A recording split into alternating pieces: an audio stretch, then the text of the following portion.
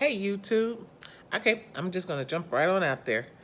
All right, this is going to be a question and answer. I've been writing down some of the questions that people have asked me that I haven't really answered. So I just wanted to take a little time and do this as a video, um, you know, because sometimes I get long-winded. So I try, and I heard that my tones writing sometimes are passive aggressive.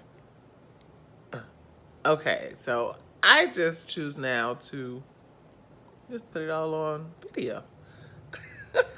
All right, question number one. Have I ever been afraid of being over the road by myself? No. Nope, I have not yet been afraid of being on the road by myself. So far, everything's been pretty good. I have had some moments, like, that was concerning, like weather related or weirdo related, but nothing that like made me be like, I was afraid. Because I don't know, I just have this perception of myself like, you know, your life is already planned and mapped out. I have no control over anything that happens in my life. That was already mapped out. All I have to do is stick to the script. So when I deviate off my script, things start happening. And when I get back on my line, things start manifesting. So I had to learn, stay in my line. So as long as this is, when it's time for me to come off of here, I'll know. I'll know when it's time for me to stop this part of my journey. Because like I said, for me, this is just more, it's sort of like it's growth. It's not, I mean, it's a lifestyle that I'm adjusting to, but this has been teaching me a lot about myself and my strength, and opening my voice, and bringing life to me. Because before this, I kind of lived my life for everyone else, and I wasn't living for me. And this is forcing me to have to live for me. And because of that, yeah, I'm not afraid. I'm not afraid. This is actually the most free that I've actually been in my whole life. So that answers that question. Okay, then I have another question. Oh, yeah, somebody had asked me, was I still with U.S. Express? And I started with U.S. Express, what, 3 years ago? And I mean, they're probably a good company. It just wasn't a good fit for me. And then my body wasn't ready for it. I tried. I was having a lot of pain. I was having a relapse, so I stopped. And that's why a lot of people say, "Oh, well, your channel started," but there was a long period of time in between then and now where I wasn't driving. So, I had relapsed. So, you know, that didn't work for me. I wasn't getting, I mean, it's part of the process. I understand it now because I'm like jumping back into it with a little bit more knowledge now than I did when I first jumped in. So I understand the process. The pay isn't going to be well at the beginning, but it's just experience that you're learning for that first year. So you have to be patient and drive it out. But me, I'm not a very patient person. So me starting back over from square one just really wasn't going to cut it. I.e., that's why I'm here doing it like this now. So um, another question. Which one?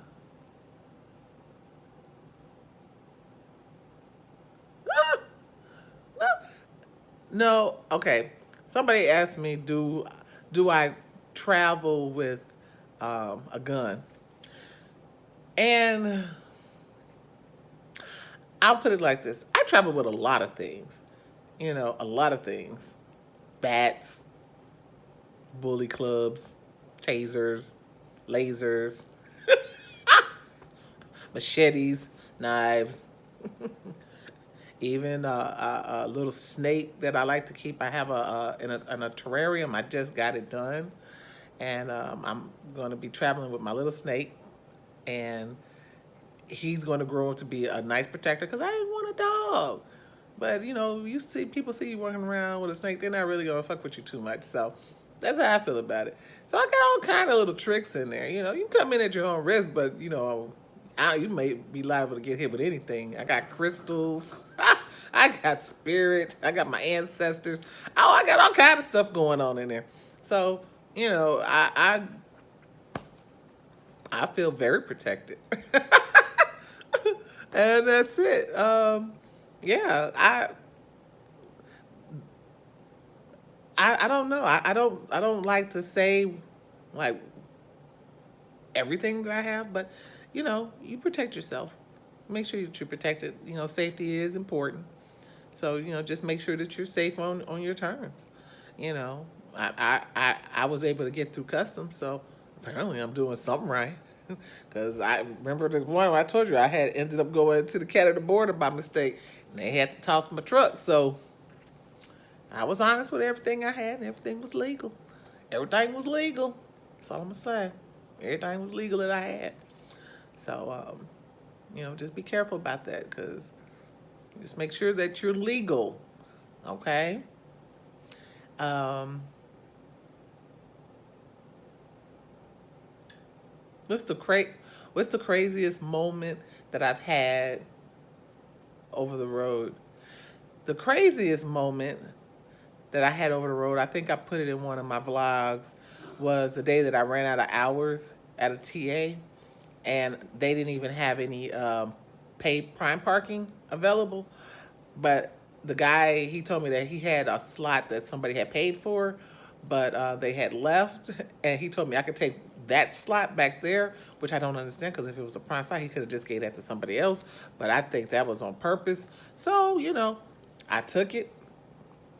And when I came back, this guy, he had opened up his curtains and stuff, and he had like all of this Nazi memorabilia in the truck and stuff, and it was crazy. It was crazy. He was just sitting there with his hands on like this, and I'm looking like, what he, and just looking out the window. And he was watching me when I came and I was walking, and he was just sitting there with all this stuff.